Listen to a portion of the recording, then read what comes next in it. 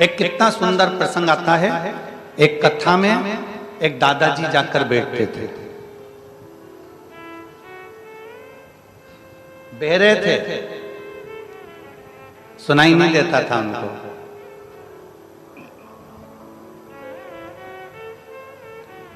कथा में बैठते थे सबसे आगे।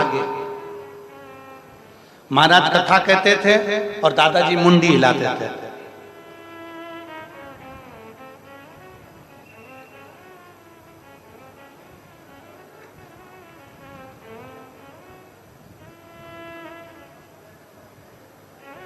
अब दादाजी मुंडी हिलाते।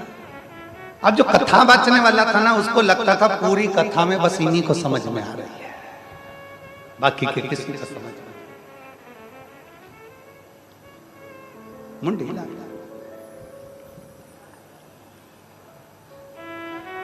तीन दिन बाद पंडित जी को मालूम पड़ा कि ये तो बहरा है, इसको तो सुनाई नहीं देता। पंडित जी आंख बबूला हो गए, भयंकर गुस्से में ला।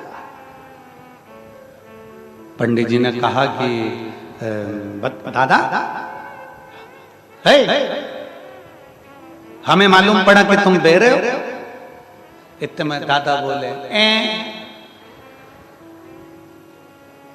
हमें मालूम पड़ा तुम बहरे हो। हाँ,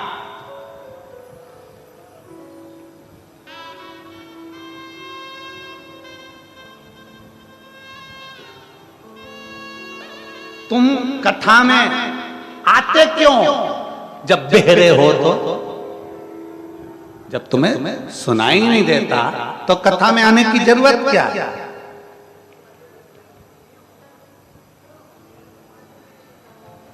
क्यों आते हो? दादाजी ने जवाब दिया, महाराज मैं दो कारण से कथा में आता हूं। कथा में सबसे आगे बैठकर मुंडी इसलिए हिलाता हूं, जितने बैठे रहें वो मुझे देखकर समझ जाएं कि कथा को ध्यान लगाकर सुनना है, तब कथा दिल में प्रवेश करती है। दूसरा कारण है महाराज, मैं घर से कथा में इसलिए आता हूं कि मेरे पोता पोती को, मेरे घर के बेटा बहू को, मेरे घर के भाई बंधु को प्रेरणा देता हूं कि मैं कथा में जा रहा हूं तो तुम भी कथा में जरूर जाकर बैठो। ये प्रेरणा है।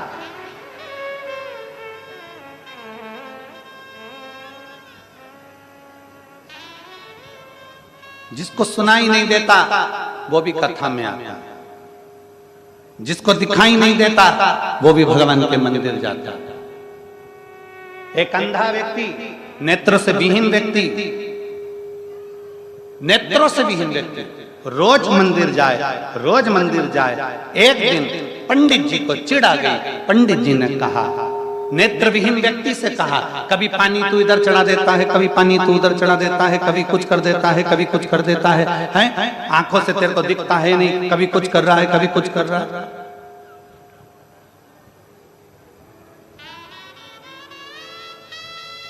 हाथ में लोटा भर के जल लेकर आ जाता है, कभी यहां ढोल देता है, कभी वहां ढोल देता है। तेरी आंखें नहीं है, तू मंदिर आता क्यों है?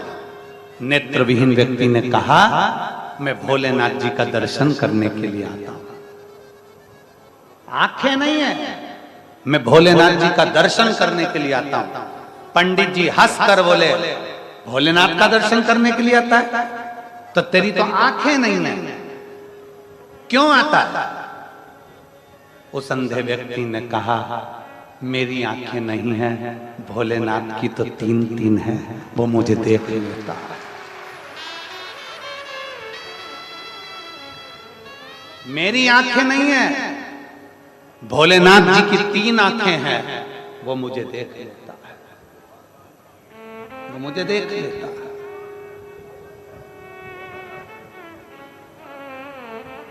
वो मुझे पहचान लेता है। वो तो मुझे जान रहा है ना, वो तो मुझे पहचान रहा है ना कि मेरे नेत्र से मुझे दिखाई नहीं दे रहा, मेरे नेत्र मुझे देखे नहीं जा रहे हैं। वो मुझे जान गया।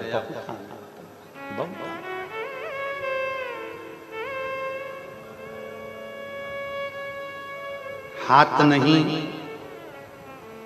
तो भी परमात्मा मिल रहा है, पाँव नहीं तो भी परमात्मा मिल रहा है, श्रवण नहीं तो भी परमात्मा मिल रहा है। बस उसको पाने का तरीका चाहिए, पाने का तरीका।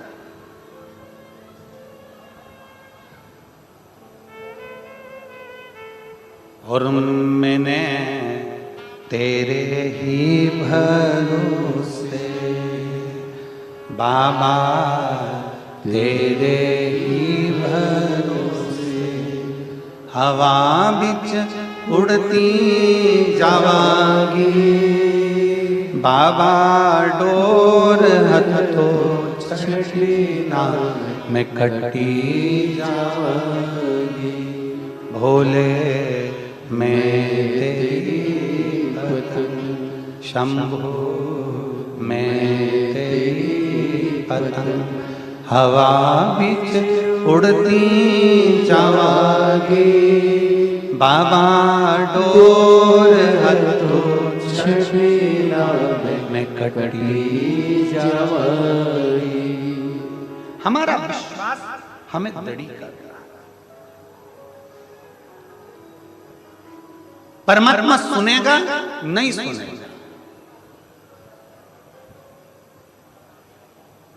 कल एक बहन जी कह रही थी, गुरुजी हम रोज भगवान के मंदिर जाते हैं, हम रोज शंकर जी के मंदिर जाते हैं, हम रोज शिवालय जाते हैं, हम रोज बाबा से प्रणाम करने जाते हैं, हम रोज बाबा को नमन करने के लिए जाते हैं, हम रोज बाबा से विनय करने के लिए जाते हैं गुरुजी, पर बाबा हमारी सुन नहीं रहा,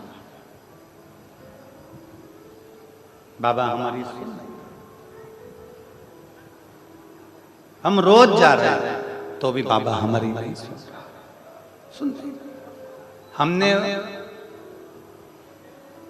2 दिन हमारे जो मिलने के होते हैं उसमें हम कल मिले तो हमने उनसे यही कहा, आपका काम है शिवालय तक जाना,